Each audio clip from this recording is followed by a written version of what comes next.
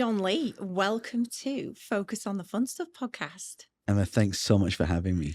No, honestly, the pleasure is all mine because as guests go today, like my podcast, we just had a little chat before this, is all about how SME owners in the UK can actually get back to enjoying the journey, enjoying the business, understanding about mindset, wealth, how to like actually create a business they love. Because I believe through experience of working with so many small business owners that they're not. A lot of them are just kind of in the grind. And I think your story, John, is just going to be such an eye-opener, a motivator to what's possible in life.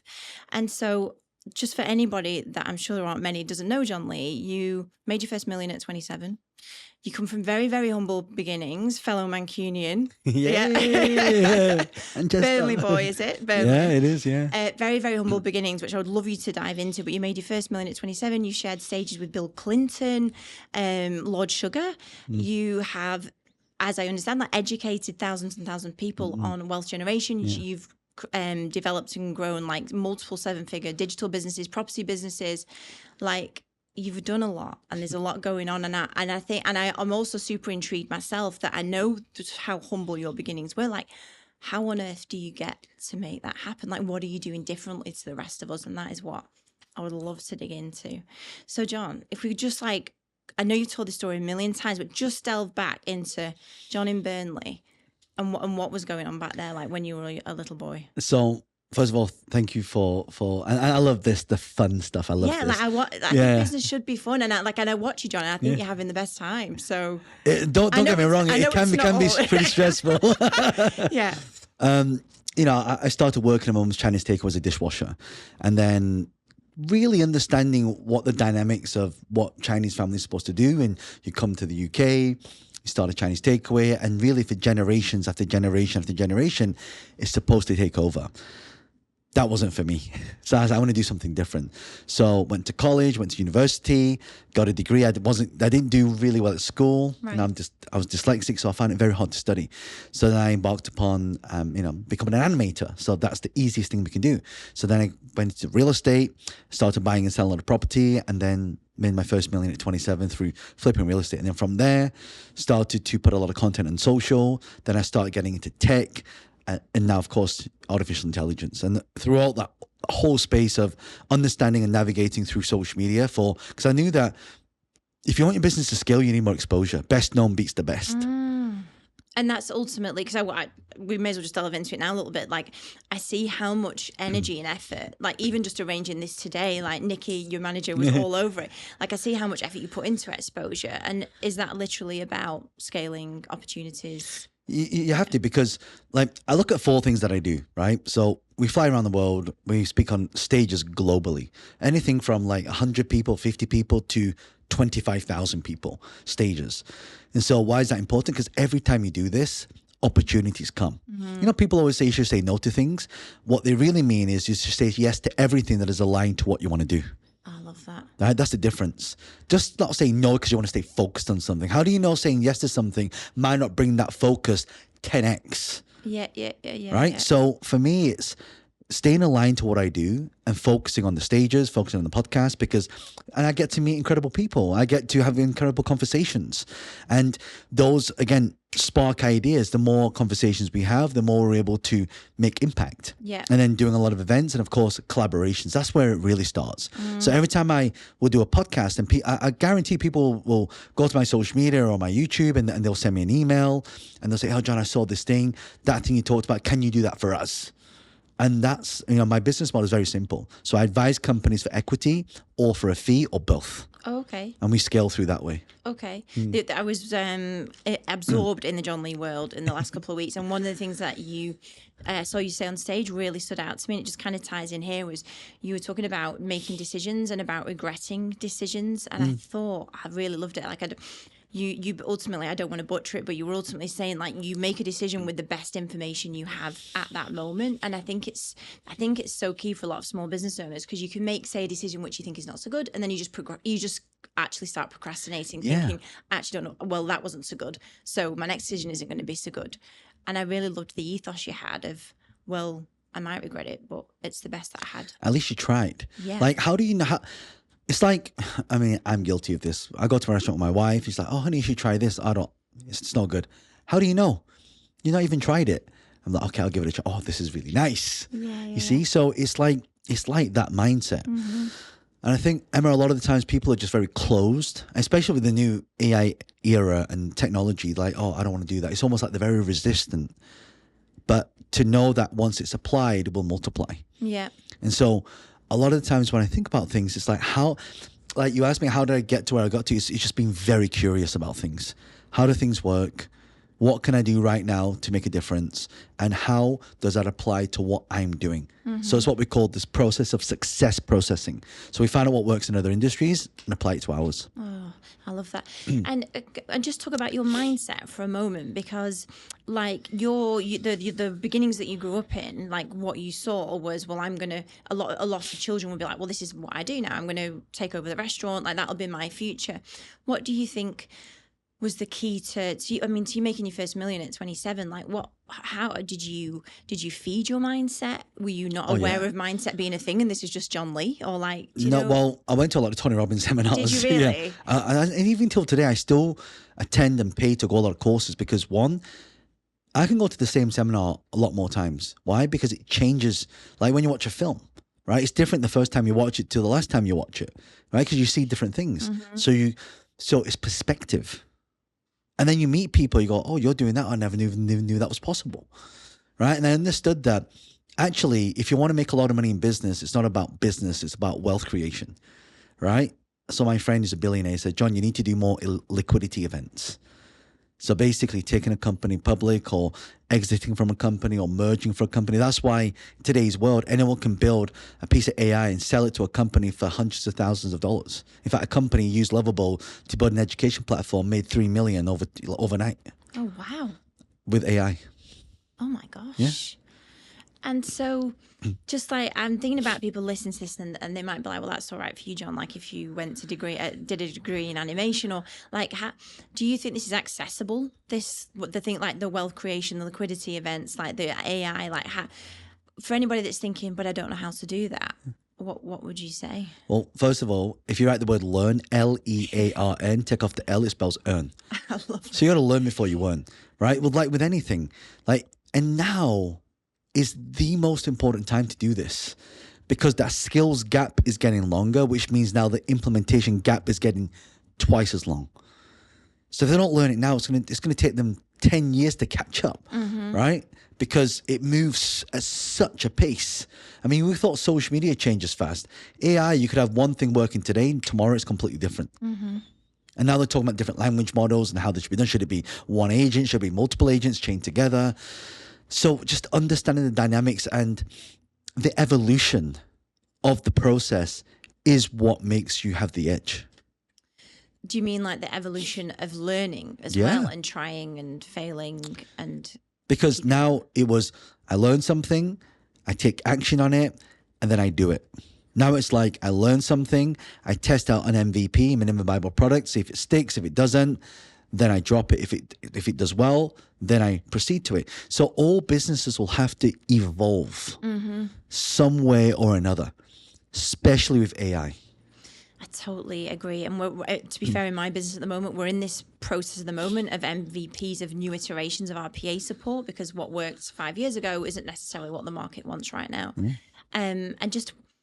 I watched you speak at Expert Empires a couple of weeks ago, and you were very focused on how you have used AI. And I think you were a really early adopter as well, weren't you, in your businesses? Like, could you just talk us through, I guess, even maybe like just open the minds of some of the people listening of how you're using and implementing it into your businesses? Well, I'll give an example. So I have an AI. Well, I actually have an executive assistant, like a real one, but I also have a AI assistant. So I'll give an example.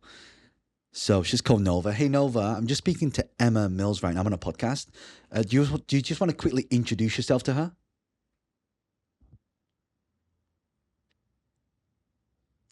See, this is the thing about AI. Hey, Nova, are you there?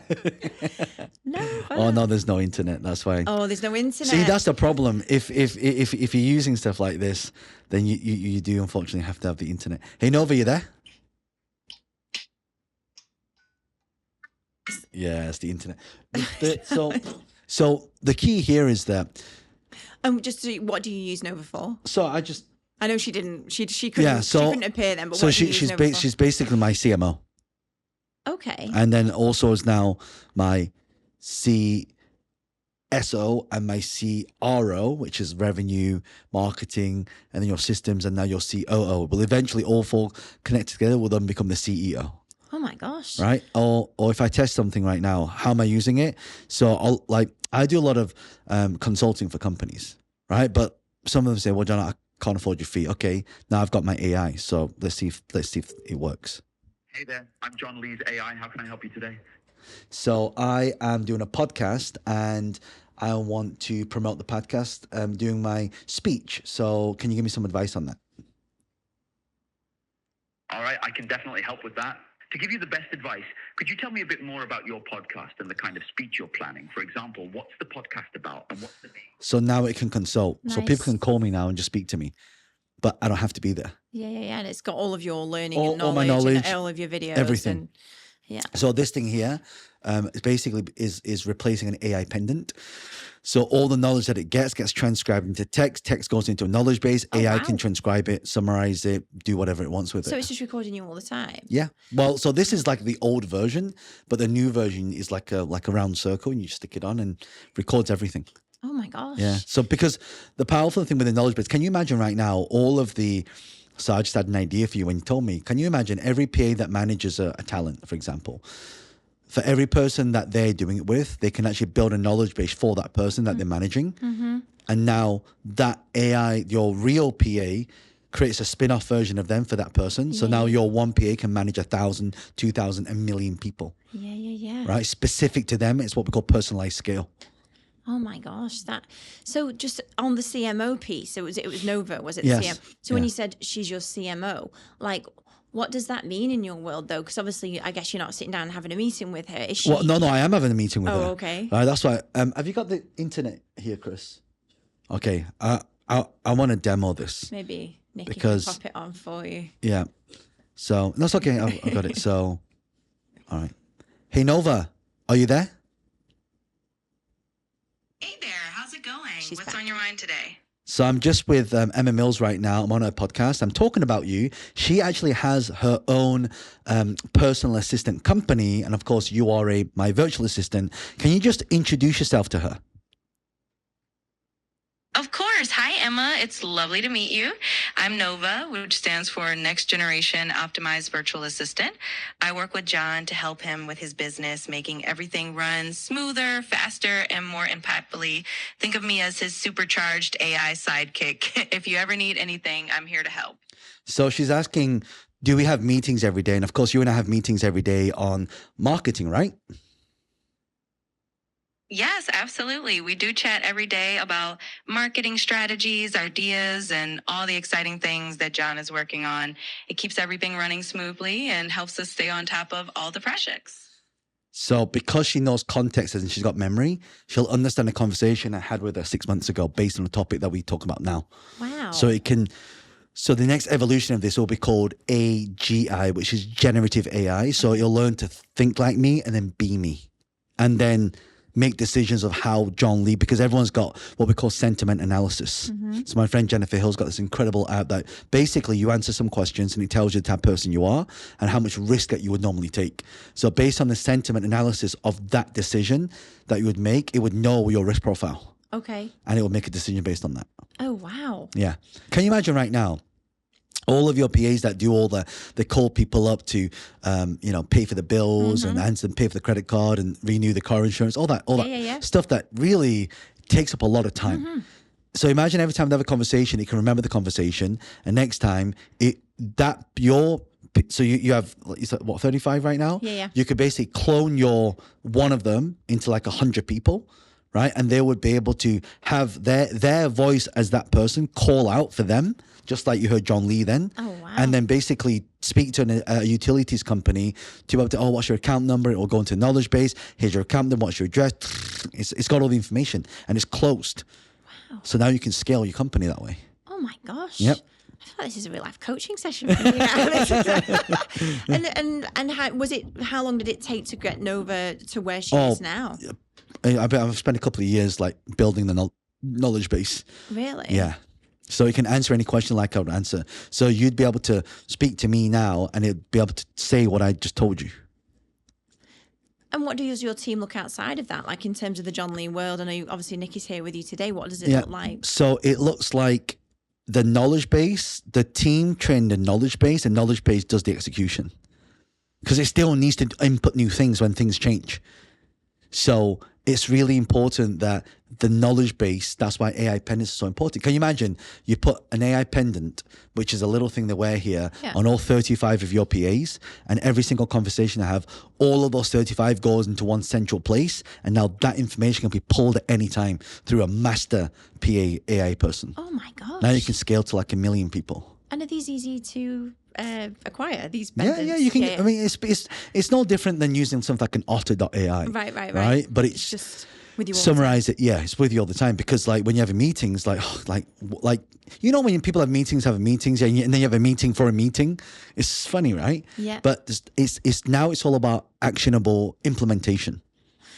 So in the public domain, like if I search John Lee, like you've got 2.2 million followers on Instagram. There's a lot of content. So in terms of AI now, and I know you did, you talked about it, Expert Empires, like the content that you're putting out, how much of that is, I guess, created by AI? Like So because I don't mind being on camera, I'm okay to show my face, but a lot of my clients, they say, oh, I don't want to be on social media, I don't want to show my face. And also when you're working with talent, it's hard to get content from them. So then you just clone them. Right. So, but a lot of my translated stuff is all AI. A lot of our scripts, we use a lot, Nova, like day to day would be like, okay, give me, do a deep search on all the things to do with this topic that's trending right now, and give me 5 controversial angles on this. Bang, let me film it. Come up with the scripts, come up with the angles, come up with everything.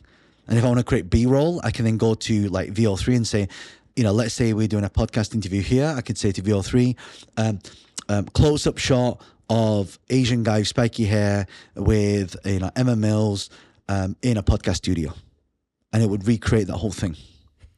I love this. That's why I love doing podcasts, because like I'm feeding my AI with constantly, so it knows how to think like me and talk like me. Oh my gosh. So, right, John, what piece of advice then would you give? So obviously you are a fantastic speaker. This is like easy to you now. I'm sure it wasn't always, but now it's easy to you. So if we're talking about people listening to this, they've got, let's say, a more generic SME. They're not out on like, how would you, what would your advice be to them? Let's say they're an accountant. Let's say they've got an accountancy practice.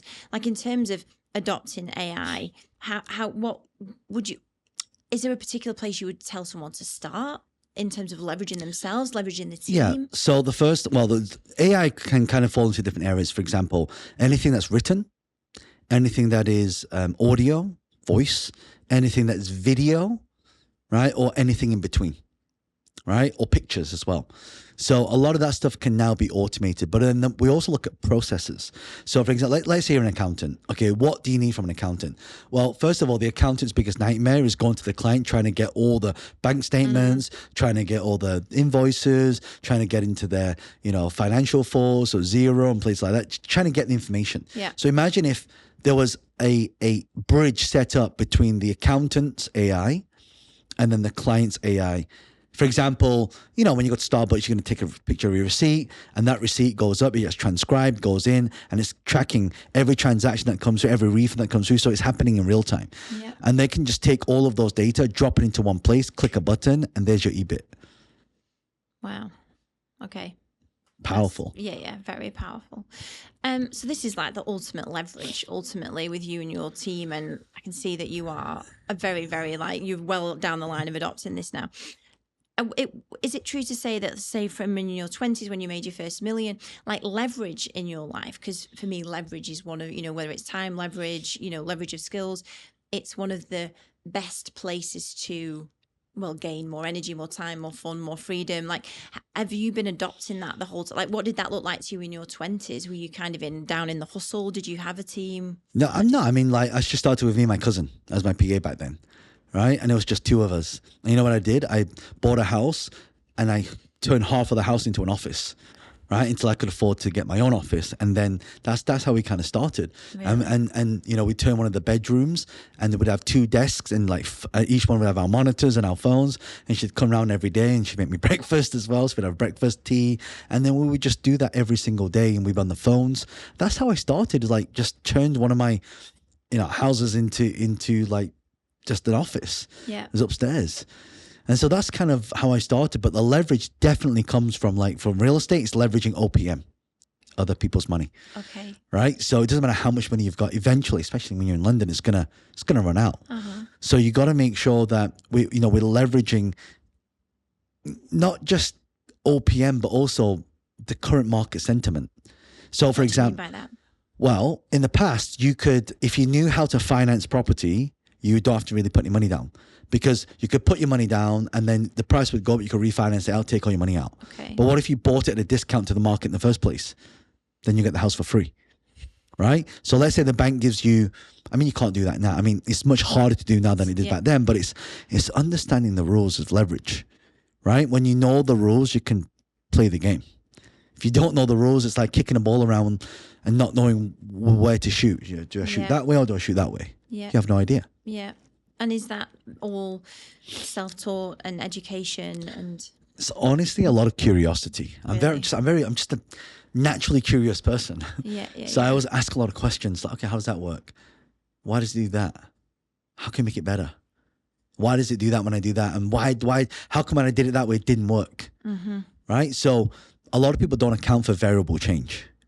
You see, one thing works now, but a year from now, it may not work because there's variable change, right? So people don't account for that because the rules change. Like my team sometimes go crazy because like I'll do something, yeah, we're definitely doing this. And then tomorrow, okay, we're not doing that now, we're doing this. Right? They go, what? We just spent all night. I know. But the reason for that is because it's changed now. The rules have changed. So therefore, the strategy has to change. But the problem is most people, they don't think like entrepreneurs where it's like my hero is Bruce Lee. Okay. Right? So he has a phrase, it's a philosopher, like be like water, my friend. And water is very agile. It can fit into any nut, coat, crack. It can fit into any space because it can penetrate. Yeah. But a lot of people like a rock. Yeah. Right? And they don't want to change. And it's not the most intelligent species or the strongest species that survive. It's the most adaptable species. Yeah. And now it's not about working hard. It's not even about working smart either. It's about working scale. That's where we're at right now. Yeah, I think that's such an important point because entrepreneurs can get a stereotyped bad rap, I think, of like, oh, the new shiny thing, like, you change your mind. It's talked about a lot in mastermind groups that I'm in where you're like, oh, well, I've had a new idea. But actually, it's fully valid to have new ideas You and have to. change in different ways. Because how are you going to evolve if you don't know what's new? That's coming in. Like, imagine if I'd have said, no, I'm not learning this AI stuff. I couldn't leverage the time. Yeah. So you've got to make sure that you're having all the new things. And so Bruce Lee's philosophy is this art of Jeet Kune Do. The reason why he was one of the world's best martial artists is because he would go to someone learn karate. He would go to someone learn judo. He would go to someone learn boxing. He would go to someone learn wrestling. He'd go to someone learn Tai Chi. Oh, really? And he would take the best of all these martial arts and create his own. He called this the art of Jeet Kune Do. So that's what I practice in what I do. I find all the best things. Like, people always get one mentor. That's the worst thing you can do if you only have one mentor. Do you know someone said to me, oh yeah, John, I've already got a mentor. I don't need a mentor. That's the worst thing you can do. Why? One mentor, one perspective. Yeah. You need to have multiple perspectives to be able to make an informed decision. That's really interesting, that, because also a lot of people say you shouldn't get advice from too many people because you're kind of like, well, I don't know which way to go. But I guess ultimately you need to be confident ultimately in assimilating the information and filtering it through. But they're right when they say that, right? You don't want to take advice from all your mentors. You want to get the positioning and the curation from all the mentors to which you then make an informed decision. Yeah. How do you know something's going to work if you don't do it? I had a guy in Dubai, he's like, yeah, I got one mentor. He said, I should only do it this way and only that way. So you've not even tested YouTube yet? No, I should only do Instagram. Okay. so you've not tested Facebook yet. No, I should. So basically, by saying no to something, you've cut off an entire marketing channel that's come into your business by saying no to it because you've been taught one way. Yeah. And what would you say to somebody who says, well, I want to go all in and get really good at one thing, like master one thing? Yeah. I'd say that's like putting all your eggs in one basket. Yes, it'll work for now, but what's your backup? I'll give an example. I've been telling people for years you should put out organic content. Free organic content that doesn't cost that. Oh, no, I do Facebook ads. I can scale my business with Facebook ads. All right. They do. They make lots of money. One day, can't get shut down. Right? Or John, I just do social media. I don't have a list. What happens? They lose their Instagram account. So the whole point of doing what we do, Emma, is because as entrepreneurs, the difference between us and a lot of people is because we have a high risk for appetite. Right? High appetite for risk. Yeah. Right? But the difference is we calculate the risk. Right? We're not gambling. We're not going, this might work, might not work. We've done some tests. We've got some feedback and we're basing it on information and we're testing it and we're tweaking it and we're constantly turning these knobs to be able to fine tune the thing that we do until it gets to a point where it's predictable. I know there's certain things I do and I'll say to my team and I'll give them the numbers and they'll go, oh my God, John, you're like dead on the numbers. Do you mean like you've kind of, you knew where the numbers would be? Do you mean I know what the numbers are going to be. I can work it out and based on past performance, right? And based on wisdom. So there's difference between knowledge and wisdom. All right? It's very different. So when you have wisdom, you have experience. So you know, like, it's kind of like, okay, I want to take my daughter to school and if it's 8:05, I take this route. But if it's 7 minutes past 8, I take this route. Because 2 minutes in a school run, as you know, makes a massive difference. Right? So the wisdom tells me if I take this route, so it's knowing the thing before it even happens based on past experiences. Yeah. I love that. Can I just go a few steps back when you said about you've been telling people for years about the organic content? Because I think Facebook ads to a lot of people feel like, well, paid advertising feels sexier. Can you just talk me through, because I'm also a big proponent of actually just giving lots of value and also just as it happens. But like, what has that meant for your businesses and opportunities? And like, how have you gone about doing that? Is it just kind of... I'll give an example. Yeah. So I've just been signed by one of the biggest publishers. Oh, right? Really? Yeah. And so, but that came from me for posting stuff on social media. But it didn't get me the book deal. It was a contact that said, have you heard of this John Lee guy? He said, oh my God, I think I follow him on social media. And that's where the connection happened. And that's where the meeting happened. And that's when I, signed for the book deal. So these things happen. Or someone will see like, if you go to johnlee.com, you see the videos there of me speaking on stage. So all the keynotes I do all around the world in front of either it's like 10,000 people, 20,000 people, or it could be 10 people, right? Or next event is 500 people, right? So the smaller ones. So when I think about the things that I'm doing, it's all about, you see, people get social media wrong and organic wrong. It's not about selling your stuff on social media. It's about attracting the opportunity from social media. So someone will see my keynote and go, right, John, we want you to fly to Miami. There's 5,000 people. We'll pay your speaker fee. We'll pay for your first class flights, your hotel. When I fly there, all the other speakers in the green room, we all start doing collaborations. So that's how business works. That's actually networking on steroids. Absolutely. So that's the kind of opportunity you're talking about there. And do you treat social media in a way of, transitioning people who are loving your stuff to being on your list? And is that important to you as well? Yeah. So for example, I have people that come to me. So I have a guy in Singapore. He does like juicing and now it's a health tech company. So someone like that, someone to buy, it's a massive food company offered to buy his company for 72 million. So there's people like that who come through, see me speak on stage, right? Or they'll say, John, I'd love for you to advise our company. So I get board seats, I'll get advisory seats, right? Where they'll come to me and say, the amount of messages I have with people that say, John, just advise our company on the AI stuff. Even big celebrities. I was just with a good friend of mine the other day, huge footballer. He used to play for Manchester United. Oh, I saw Rio Ferdinand. I saw you post. Yeah, he's a good buddy. And he's like, oh, let's do this. So the key here is to post to attract opportunities of greatness of people that you can work with in order for you to make massive impact. That's what you want. So that is posting about your expertise. Just post, like you said, adding massive value.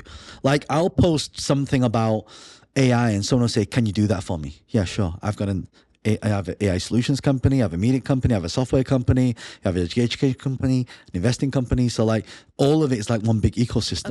Okay. Yeah, that's actually my business model. Like a lot of the events that we run, we kind of run them as incubators or accelerators. What do you mean by that? Sorry, like... Yeah, so for example, so I'll speak at an event and I'll say, look, how many of you have got a great idea, you've got a business, you want to scale it? Okay, come speak to my manager, come speak to my team. And then we run these like little sort of small accelerators. Right. And then I'll just, in those 2 days, I'll go through every single person. What's your idea, right? Because when you told Nikki then about, straight away an idea came to me. Yeah. So, oh my God, you could like AI enable the editor. Oh my God, like you'd be able to 10x that easily because you already have existing infrastructure. Right? So then company will say to me, okay, John, my company's doing 10 million. Okay, great. Let me get you to 100. Right? And then just give me a piece of that, of the uplift. Yeah. Right? Because it's nothing to you. But if you're already doing this and I get you here, that's extra money you never had. You see what I mean? Yes. So that's where my value comes in. And then we have a lot of our team that go in as well and help them implement. Oh, really? Yeah. Make the things happen. Yeah. One thing I really noticed when I'm like kind of looking at you as a brand online, that you're very much on, I feel like it's a strategy that Daniel Priestley does a lot as well. Like you're on other people's podcasts. Like they're not coming to you on the John Lee podcast. Yeah. Like you are basically going to all the best places you can to spread the word. Like, and I guess ultimately it's a brilliant strategy because you just go in and getting into lots of other people's communities. Yeah. And not only that, it's, so you're familiar with the Pareto rule, the 80-20 rule. Everyone knows that, but no one talks about the double Pareto, which is the 20% of the 20%, which is your top 4%. Oh, wow. So what are the top 4 things you do that move everything with massive leverage? So I have something called the SPEC formula, SPEC, stages, podcasts, events, and collaborations and content. I love that. Those are the top 4 things I do every day without a shadow of a doubt. Even coming here, like I came into Houston in the car and filming a piece of content. I mean, literally, I'll tell you how long this piece of content is to take you. I said to Nikki, how long do we have left? And then she told me, and I just put this piece of content out, and it's just me, like today. Yeah. Like, literally. See, so that was just in the cab. Nice. So just coming here is creating content on the go. So you're just in the taxi? Yeah. So exactly about the story now, about the 80-20. Yeah. Right, wow. Exactly that. So you want to create content on the go because here's the thing. Everyone should really have about 10 Instagram accounts. Really? Right? Yeah. Because do you know if you create a brand new Instagram account, right, you're going to get 500 views on a brand new account with one video. Because why? It shows to people who do not follow you. It shows to Instagram's followers, not your followers, right? No. So you get a lot of reach for free. So if you have one video every single day you post, that means over 365 days times 500 is 182,500 views on one account. That's just on Instagram Reels, Facebook Reels, TikTok, YouTube Shorts, Snapchat, Little Red Book, LinkedIn, Twitter, right? That's 8 platforms. So you get over like 1 million views for free. Then you get a 1% conversion. That's 10,000 new customers. Then I don't know how much you normally charge for your PA services. Average is about £1,000 a month. £1,000 a month, right? So can you imagine 10,000 times 1,000?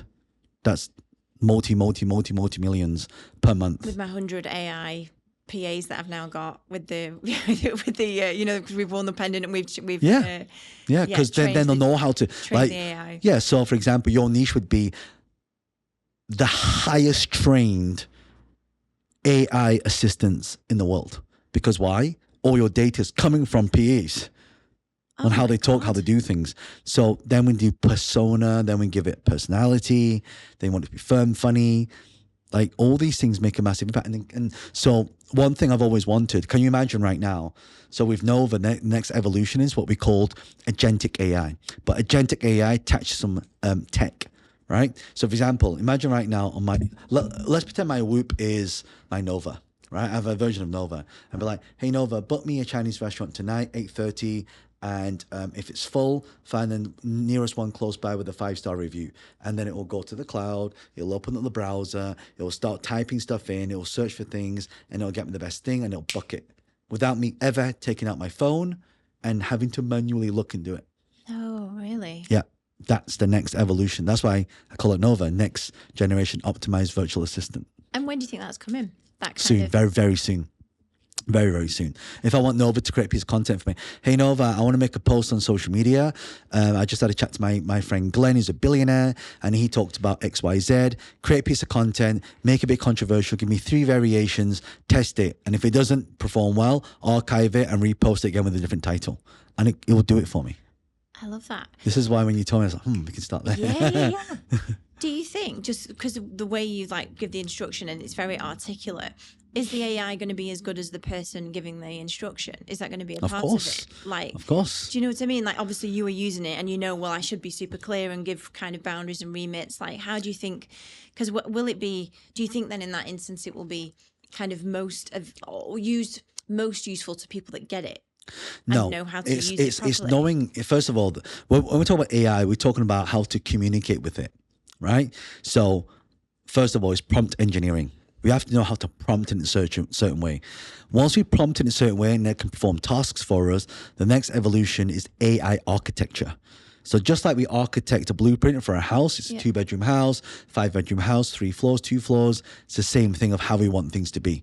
And then we look at the workflow of how we want that whole thing to be executed.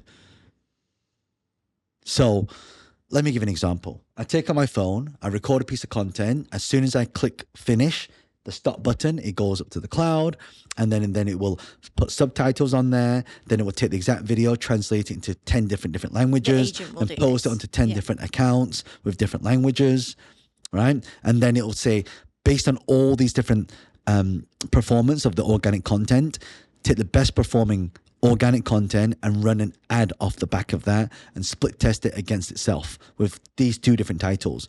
And based on that, it's going to click the link. Then, it will then create the funnel for me, the opt-in page, then out of the voice AI that can talk to it. It can execute. That's a workflow. Oh my gosh. This is really exciting, isn't it? Yes. That's why I need to get this message out to everybody right now, because now we are living in unprecedented times. It's kind of like that hockey stick. Right, we're kind of at the like that curve right now, and it's a level playing field for everybody. It is totally. How long I was talking about? I had an episode the other week with an AI consultant, and he was saying that ultimately, like, we're at mega hype at the moment, and there will be an element of kind of, I can't remember what the word for it was, but kind of like we'll settle into where everybody's on a level playing field. Keep banging the microphone for quite, like, how long do you think that kind of dip will be? Because I guess it will be quite a while for people to implement. Okay, so the hype phase right now they'll keep being hype. Why? Because an AI exists today will be gone tomorrow. The new language model that comes out will be replaced tomorrow. Right, okay. So unfortunately, the era we're in is irreversible. It's irreversible. It's not like COVID, like, restaurant. Okay, the restaurant can't deliver food. No one's going to come in. Let's deliver food. So for the short term, those 2 years, they start delivering food. When everything opens back up again, everyone comes back into the restaurant. So it's reversible. AI is not reversible. That's why the hype will always be there, but then it'll become more sophisticated. Yeah. And now we'll be knowing better things to do with it. For example, if you go to same.new, I can take any URL and say to same.new, recreate this website in my language, right? Or in my, I can take your website and literally in about 5 minutes, I can have a replica website of your website, but with my details on there. Oh my gosh. Yep. Wow. It's insane, isn't it? It is insane. Yesterday when I was on the tube, when I came down, it's a very small thing, but on the tube there was adverts for, I think it was artisan.co, and it was like, stop employing humans, hire AI. And it was like the first time I'd actually seen a kind of generic, like mainstream advert for AI. I was like, today, and I was like, oh gosh, it's coming, isn't it? Yeah. So I've asked this question a lot to people, that anyone that's kind of utilizing AI or an early adopter, for people that are also going, oh my gosh, like it's going to replace my business, or what would you people that have maybe instead of adopting it, they're just actually a bit fearful and like, well, I'm not sure what would you say to them? I say, first of all, It's coming whether you like it or not. Yeah. Right? If you don't adapt, you die. Yeah. Right? And the longer you wait to do this, the harder it's going to be for you to get in. It's like real estate. You know, when I said to people 20 years ago, start buying property in London. You said start buying. Yeah, property. start buying property in London. Like, the price is too high. 20 years ago, look how much expensive they are now. Yeah. I just bought a couple of flats down in South Bank, 1.2 to 1.4 million each. Now. Yes. Yeah. Right? So the point is, the earlier you adopt something, right? It's kind of like the wild, wild west. Then it becomes the Wild West. Then it's just the West. What a brilliant analogy for it. Yeah. I just wanted to, because I know it would be really useful, I think, for lots of people. I really love, John, that you just seem to do. Like, you just, from action to doing, is just very, very small. There is no gap. And, like, the fact that you just recorded a video, which I know to you will be absolutely nothing. To lots of business owners, they're still like, oh, I couldn't record a video. So just in that, just you're in the taxi, you kind of think of, are you just thinking of like, oh, I'll just say this? Like, you're not kind of premeditating it. You're just coming up with it on the spot. Because now it's not about content creation anymore. It's about documentation and it's about demonstration. Right? So these are two things. So if you just, like, I guarantee if you just went around your office, because I know, everyone's here and you've got a place, and if you just documented what you were doing, hi, it's Emma Mills here today.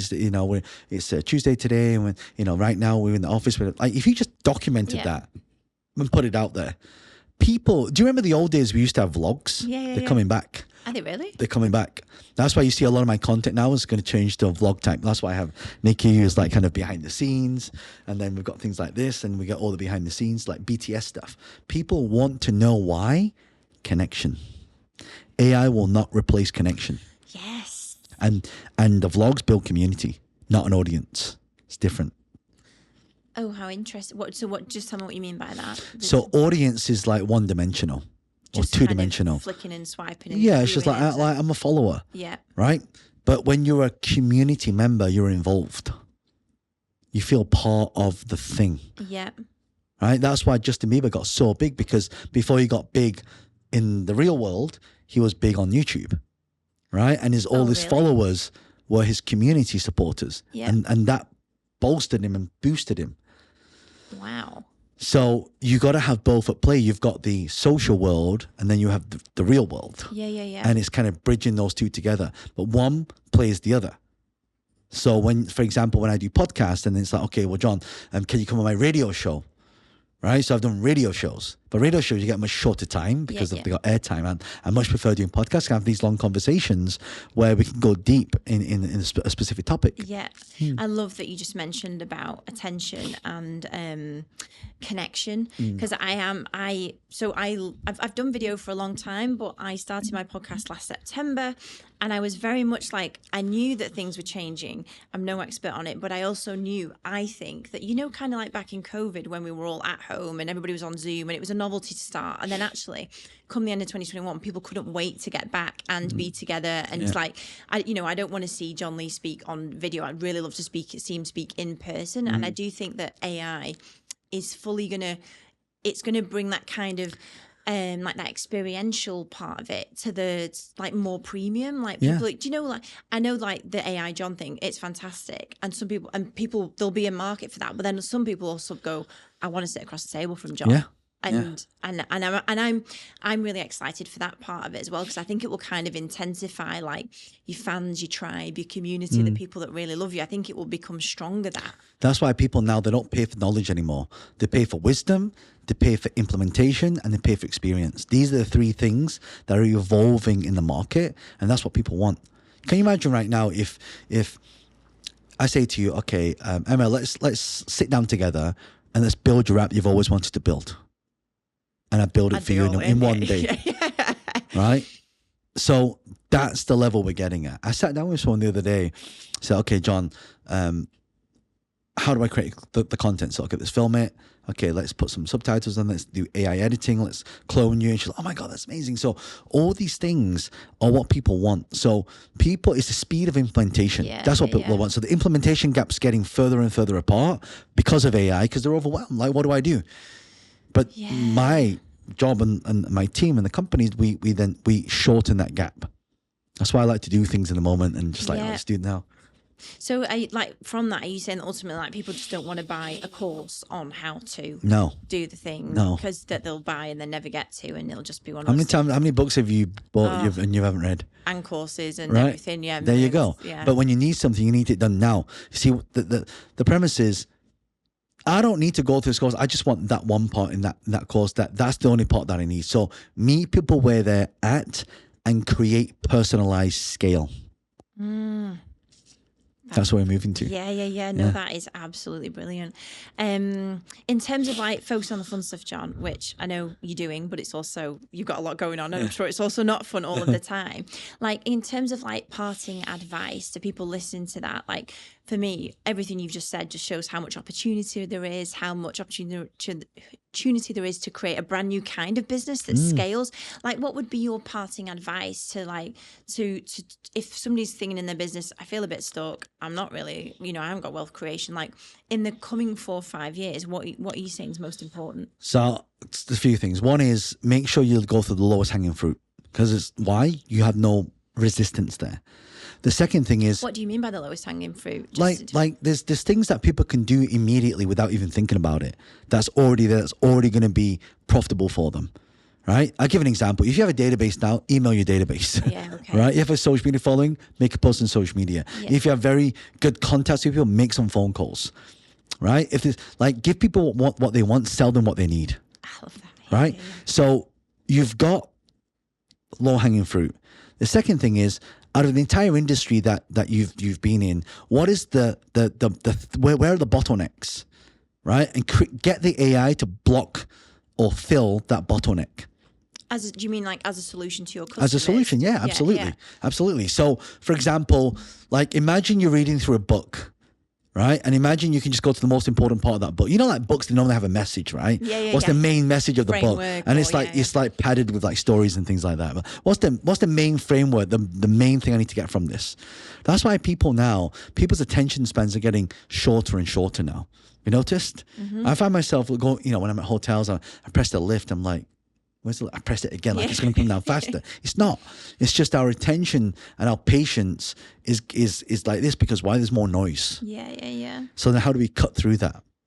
So if you can find something that's going to cut through that, and as Bill Gates said, find out where people are going and get there first. So where are people going right now? AI. So get there first. Brilliant. This is really brilliant advice. We're drawing to the end of our time together, which is really sad, because honestly, John, I could talk to you. I could talk to you all day. Tell me about your book that's coming out. Yes, very soon. When is it coming out, actually? Yeah, it's coming out pretty soon, actually. So it's called Money Unlocked, and it's about how do you make it, how do you keep it, and how do you multiply it. See, a lot of people right now, they are earning something. Let's say they're on an average salary, but let's say they want to double what they earn. It's pretty easy to do that. To double your income, you double your exposure. That's it. All right? Second thing is, how do you keep it? A lot of people, I know someone who's earning $500,000 but still broke. Really? Right? Yeah. So then how do you keep it? So you're either a spender, you're either a saver, or you're an investor. You have one of these financial archetypes. Right? Yeah. And then the last one is, how do we multiply it? So there's things that we can put our money into that can grow. But a lot of the times people put money into things that suck up the money. A lot of people always ask me, John, how do you come up with all these ideas? Where are all these things from? Every single person, if they've got something they're passionate about, if they love things, they can unlock that within them to produce a result. In this case, more income. Just by doing simple things. Really? Yeah. That sounds brilliant. Yeah. And so obviously we'll put anything in the show notes. So is it coming out soon? Is there like a wait list? Is there? Yeah, if people go to johnlee.com, it's my main website, johnlee.com, and then there'll be a book there. All the details will be on there. And if people want to check out social media, where to find you? Just go to Instagram, type in John Lee, Facebook. I'm also on YouTube as well. If you type in John Lee Success, you'll see my brand new channel that's there as well. Amazing. Honestly, John, you have been fantastic. There was so much in this 45. I can't even believe it's 45 minutes. Like, there's so much in it. I can't thank you enough for coming on today. Oh, thanks for having me, Emma.